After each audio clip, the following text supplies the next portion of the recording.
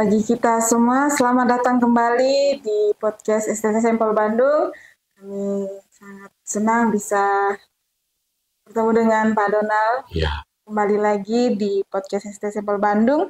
Nah, kali ini kita akan membahas satu topik yang menarik tentang mengapa orang Kristen harus mengasihi. Jadi topik kita hari ini itu, Pak. ya. Dan juga kami mengucapkan selamat datang sekali lagi kepada Pak Donald di podcast STT Terima Sampel kasih, Bandung. terima kasih Ibu Kristi. Ya. Dan tidak asing lagi bagi kita, Pak Donald merupakan salah satu dosen di STT Sampel Bandung, dan hari ini Kristi akan menjadi moderator untuk memandu podcast pada hari ini. Baik. Kita langsung saja, Pak. Baik. Di sini, Pak, ada beberapa pertanyaan. Mengapa kasih disebut sebagai tanda utama bahwa seseorang itu adalah pengikut Kristus? Ya.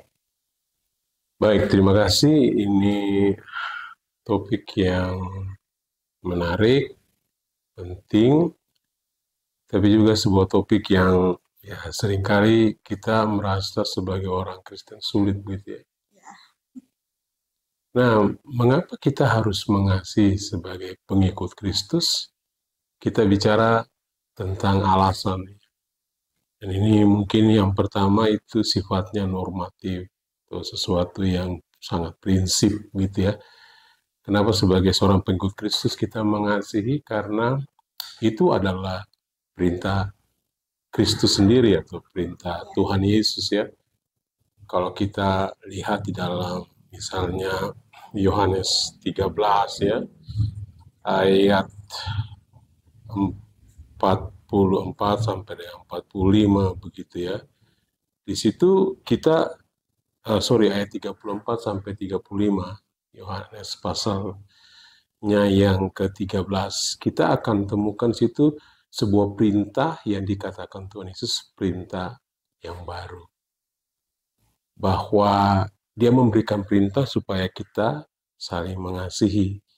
Ya, sebagaimana Kristus mengasihi kita, maka kita harus saling mengasihi. Sebagai mana Allah terlebih dahulu ya. Ya, dan di situ dalam Yohanes 13 ayat 34 dan 35 itu, khususnya di ayatnya yang ke-35, Tuhan Yesus katakan begini bahwa orang itu mengenal kita sebagai murid Kristus karena kita mengasihi. Jadi itu yang pertama, bahwa sebagai pengikut Kristus kita harus mengasihi karena itu perintah Tuhan Yesus sendiri sebagai guru, sebagai Tuhan atas kehidupan kita.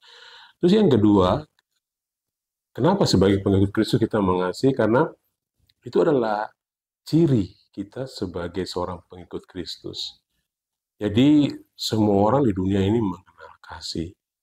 Ya, mereka tahu bahwa mereka harus mengasihi, ya, karena mereka dalam dirinya juga ingin dikasihi begitu ya. Artinya semua orang tahu bahwa mereka harus mengasihi. Tapi yang membedakan seorang pengikut Kristus dengan orang kebanyakan di muka bumi ini atau di dunia ini, karena kasih itu adalah ciri khas dari pengikut Kristus. Ya, bahkan ciri khas itu nampak sekali membedakan kita dengan orang yang lain, bahwa misalnya Kristus meminta kita mengasihi, bukan saja mengasihi orang yang mengasihi kita, tapi juga misalnya mengasihi orang termasuk yang memusuhi kita atau membenci kita. Itu yang paling berat, Pak. Itu yang paling berat. Itu sesuatu yang normatif ya. Dan juga bahwa kita sebagai pengikut Kristus harus mengasihi itu karena itu adalah ya bukti bahwa kita itu adalah orang yang beriman kepada Kristus sebagai Allah ya. Kita bisa lihat misalnya di 1 Yohanes 4 ayat 7 sampai 8 ya, bahwa kita mengasihi itu menunjukkan bahwa kita mengenal Allah, karena Allah adalah kasih. Jadi kalau kita mengasihi, itu bukti bahwa kita beriman kepada Allah, yaitu Kristus. Nah, tiga hal ini saya kira adalah alasan-alasan yang normatif atau prinsip kenapa sebagai pengikut Kristus kita harus mengasihi. Kira-kira begitu. Baik, Pak. Eh, Tadi kan Bapak ada sempat singgung mengenai selain tadi perintah dan sebagai orang beriman memang harus mengasihi. Terus Bapak ada membahas tentang sekalipun itu musuh kita, Pak. Ya, Mengapa kita harus mengasihi mereka sekalipun itu sulit, ya, sulit untuk kita kasihi musuh ya. sekalipun. Mengapa kita harus mengasihi musuh, katakan Iya, begitu ya, hal yang tadi Kristi katakan. ya, Itu termasuk sulit. Memang begini, bahwa kenapa kita harus mengasihi termasuk musuh? Sekali lagi ya, kita itu diberikan banyak sekali perintah dan arahan dari Allah sendiri, dari Tuhan Yesus melalui misalnya apa yang dikatakan oleh firman Tuhan. Mengapa kita harus mengasihi musuh? Karena ya lagi-lagi ya, tidak ada alasan yang lebih prinsip, lebih kuat selain bahwa itu adalah perintah Tuhan Yesus. Kalau kita lihat di Lukas pasal 6, ayat 27, ayat 35, kita akan temukan di situ bahwa Tuhan Yesus itu memberikan perintah kepada murid-muridnya, ya, kepada pengikutnya, supaya mereka mengasihi itu, mengasihi termasuk mengasihi musuh. Ya, jadi ini adalah sebuah perintah. Mau atau tidak mau, suka atau tidak suka, kita harus lakukan itu perintah. Bahwa kita diminta untuk mengasihi musuh, karena itu perintah Tuhan Yesus. Lalu yang kedua yang menarik itu begini, bahwa itu bukan saja perintah, tapi itu diteladankan oleh Allah sendiri. Ya, ya dalam hal ini ya Tuhan Yesus meneladankan itu. Lihat ya, Allah itu memberikan teladan bagaimana dia mengasihi. Mengasihi siapa? Mengasihi semua manusia. Termasuk kita, orang-orang yang sebenarnya adalah orang-orang yang berdosa. Orang-orang yang kalau bisa dikatakan musuh. Ya, karena apa? Karena kita hidup dalam dosa, kita adalah orang-orang berdosa. Karena itu kita adalah musuh Allah sesungguhnya. Tapi Allah itu mengasihi kita, termasuk orang-orang kita adalah orang-orang yang berdosa. Nah, itu teladan Allah, ya, teladan Allah bahwa Dia memberikan teladan bagi kita. Lalu yang berikut, kenapa kita harus mengasihi musuh? Karena sesungguhnya itu adalah ruang di mana kita bisa mengembangkan kedewasaan kita. Ya, banyak kali kita itu mengasihi, tapi kita mengasihi orang-orang yang mungkin baik dengan kita, betul ya? ya, Yang mungkin mengasihi kita, yang mungkin ya banyak melakukan hal yang baik pada kita. Tapi bagaimana dengan orang-orang yang misalnya menyakitkan hati. eh, menyakitkan hati kita, memusuhi kita, ya selalu menganggap kita orang yang tidak penting atau menganggap kita orang yang salah bagi mereka. Nah, rupanya perintah Allah atau perintah Tuhan supaya kita mengasihi musuh itu menjadi ruang di mana kita bisa bertumbuh dewasa dalam hal apa mengasihi. Bahwa kita mengasihi itu bukan hanya orang-orang yang baik dengan kita, tapi sampai kepada musuh. Dan itu berarti menunjukkan apa? Kalau kita sampai kepada tingkat kita bisa mengasihi musuh, kita dewasa secara karakter. Pribadian kita dewasa bisa mengasihi orang lain. Tadi Bapak ada membahas tentang karakter kalau dia dewasa tentang mengasihi. Hmm. Terus Pak, bagaimana kalau misalnya ada orang yang melakukan kesalahan, kita bilang kita maafkan. Apakah itu sudah mengampuni ya Pak atau mengasihi ya? Misalnya saya maafkan tapi sudah tidak seperti dulu lagi kasih itu. Itu bagaimana Pak? Kita yang pertama kalau kita katakan kita eh, mengasihi Ya, dalam arti kita mengampuni orang itu, maka kasih kita yang kita tunjukkan dalam sikap mengampuni itu harus kemudian bisa menerima orang itu kembali apa adanya, begitu. Kalau kita mengatakan kita mengasihi dan kita mengampuni, tapi setelah itu sikap kita tidak berbeda atau kita masih membuat jarak, ya itu akan kemudian membuat orang itu jadi kemudian bertanya tentang kasih dan pengampunan kita. Salah satu hal yang saya mau tambahkan juga, kenapa kita harus mengasihi musuh terkait dengan pertanyaan Kristi tadi. Karena lewat kasih kita kepada mereka itu akan terbuka kesempatan untuk terjadi sebuah transformasi dan rekonsiliasi. Dengan kata lain begini, kalau kita mengasihi seseorang yang memusuhi kita, itu akan membuka pintu untuk terjadi perubahan dan perdamaian. Kasih itu bisa memutuskan siklus kebencian atau permusuhan. Jadi, kalau kita mengasihi musuh, itu akan membuka pintu, membuka kesempatan. Orang itu yang memusuhi kita bisa mengalami apa? Perubahan. Bisa mengalami perdamaian.